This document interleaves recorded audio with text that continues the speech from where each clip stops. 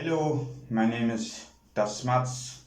I'm a Belgian hip hop artist and a hobby electrician.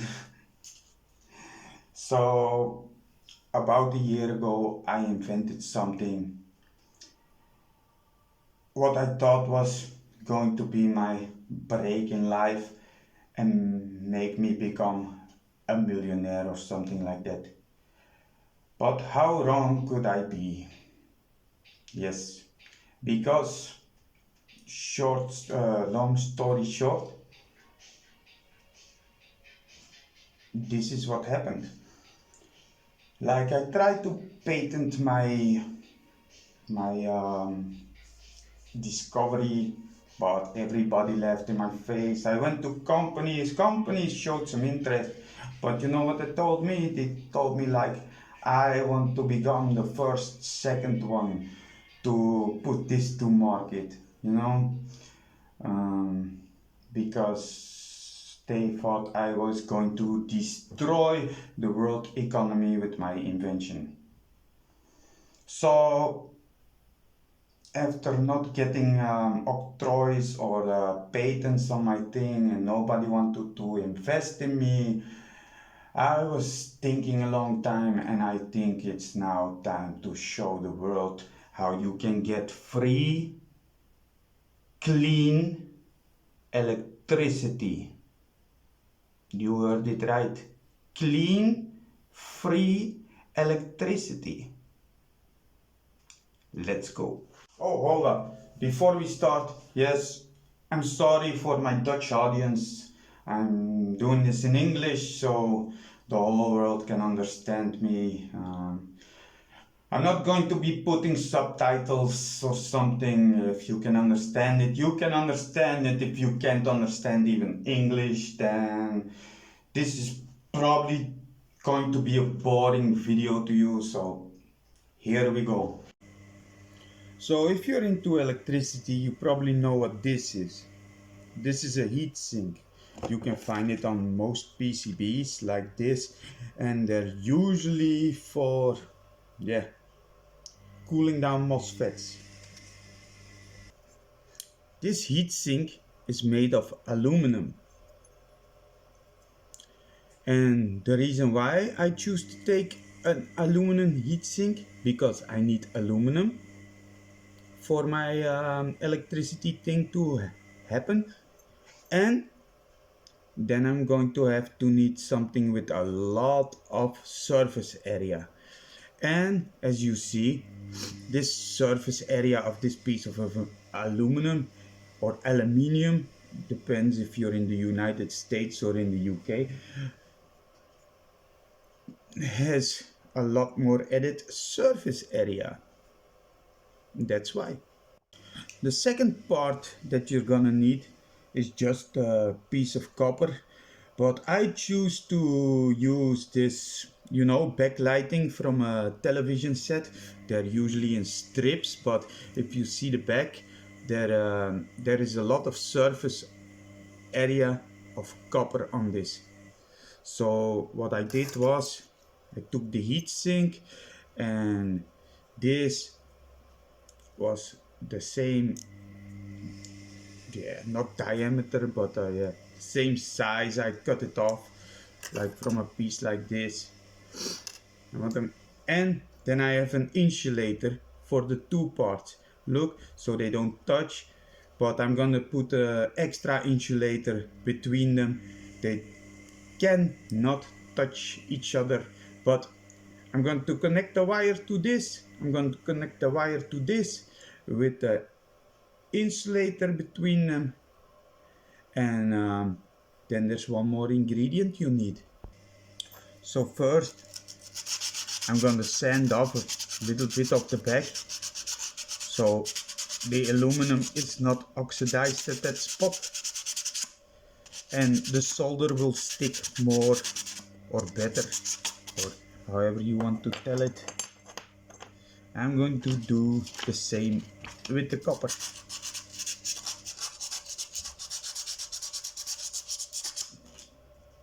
Like this. Then I'm going to put a nice amount, maybe, or maybe I can use the hole if it won't stick, because it's not easy to solder to a heat sink, you know. Maybe I use the small hole here. So as you can see, I'm putting it in the hole. This is gonna become way easier because the hole is threaded inside, because there used to be a MOSFET on there, and you know they secure the MOSFETs with a screw for cooling down. So yes, so my piece of copper wire is connected to this. Now we need a piece of, this is just to repair a bicycle tire, but you can use anything that will isolate, and I'm going to put it on here. So you see its back part is isolated.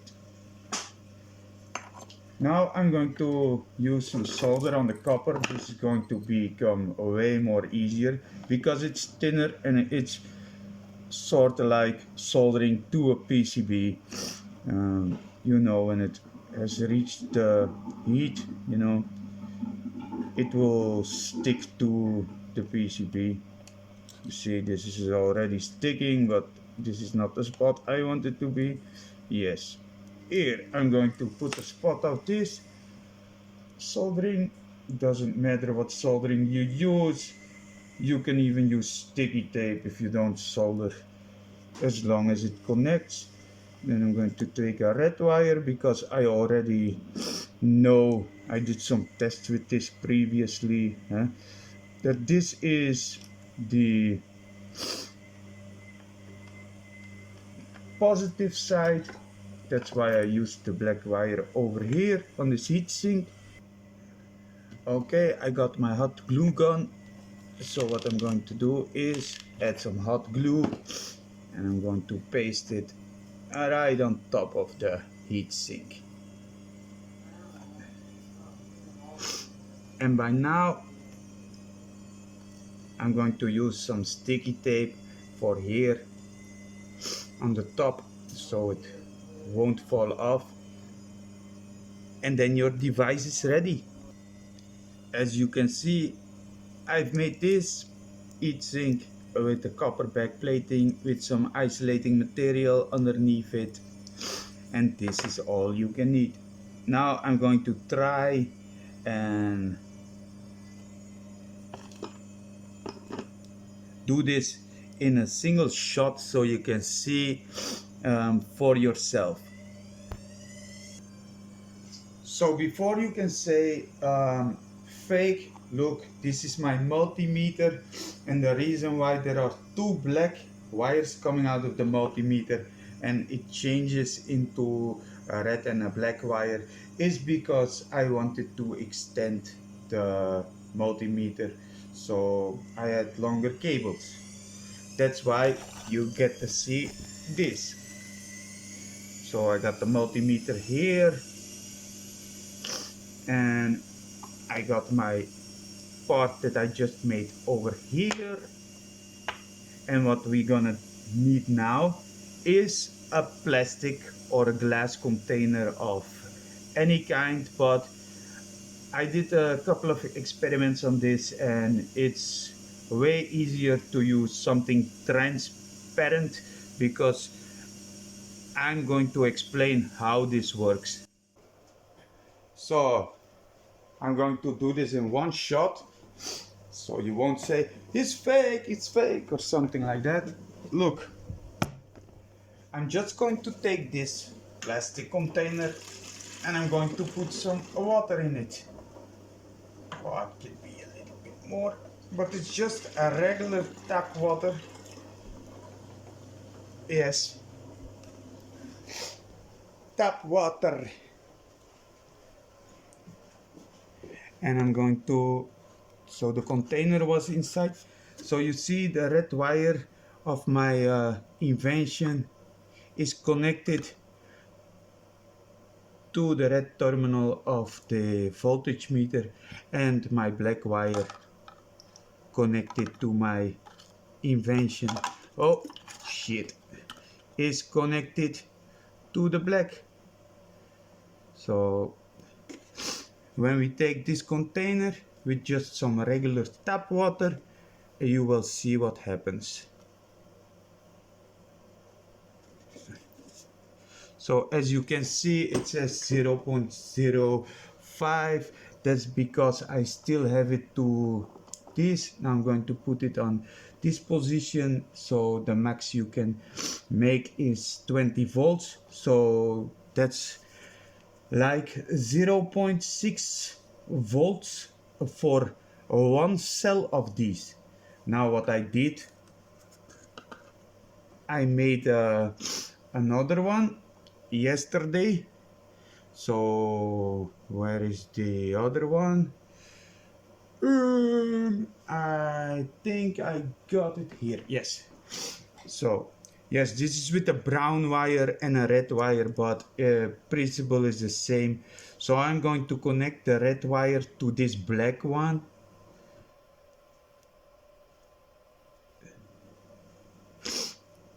And then I'm going to put this in this container, and then I'm going to add some water.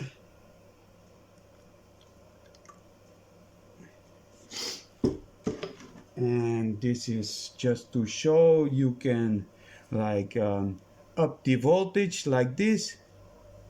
Now it will say 0.8. I don't know why this is, but yes, it's slightly going up. But I'm going to show you something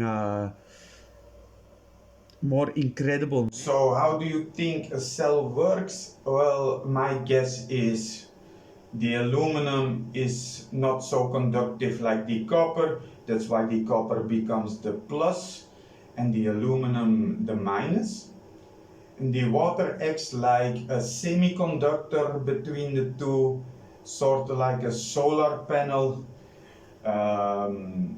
But my guess is the energy out of the water gets taken by the two just because it has in different spots in the water other temperatures, and the water molecules are always moving because yes, as everybody knows, is that water of 4 degrees Celsius is the most heavy, and yes, ice becomes lighter, but this hasn't do with ice, this has to do with the temperature, and the water layers are moving because yeah, that's why I choose a transparent container, because yes, if you put it in the sun it gives more voltage, not like a solar panel, but because of the temperature of the water. And that's my guess. I am not that super smart or something like that, but yes, that's my guess. And it works in the night time too, because when the sun is out it cools down, and then you got the water layers that are reversing. It doesn't reverse the polarity, but it reverses inside. So basically it cannot run out of electricity as long as the aluminum and the copper is inside of the water. Yes, water can evaporate, but if you make closed containers it won't evaporate, and basically what you got is a free energy forever. Okay, you maybe got some corrosion on the copper, maybe it will turn green, and yes, maybe it gets some oxidation, but as long as it's non-polluting, I think this is a great thing for the world.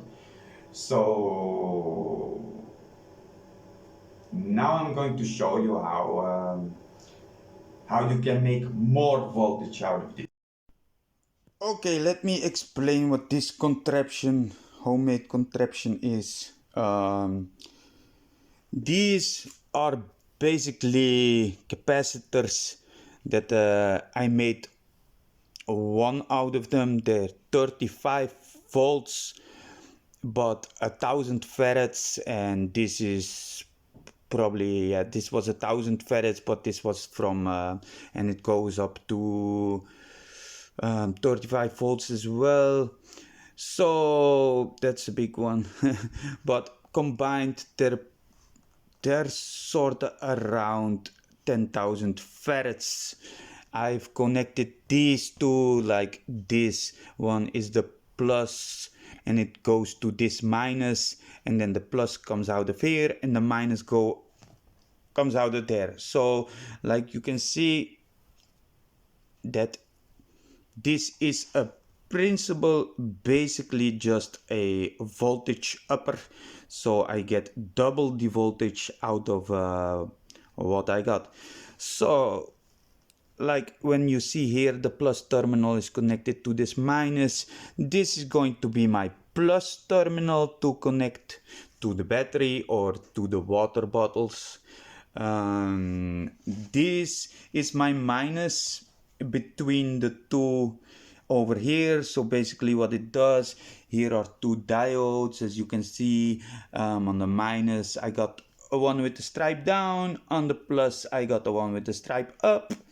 So basically what it does is that the voltage can turn into a circle and charge the capacitors separately, and because they're hanging like this, I can use this terminal and this terminal as an output, these two as an input. This is going to become the plus, this is going to become the minus, and double the voltage of what I put in comes out of here.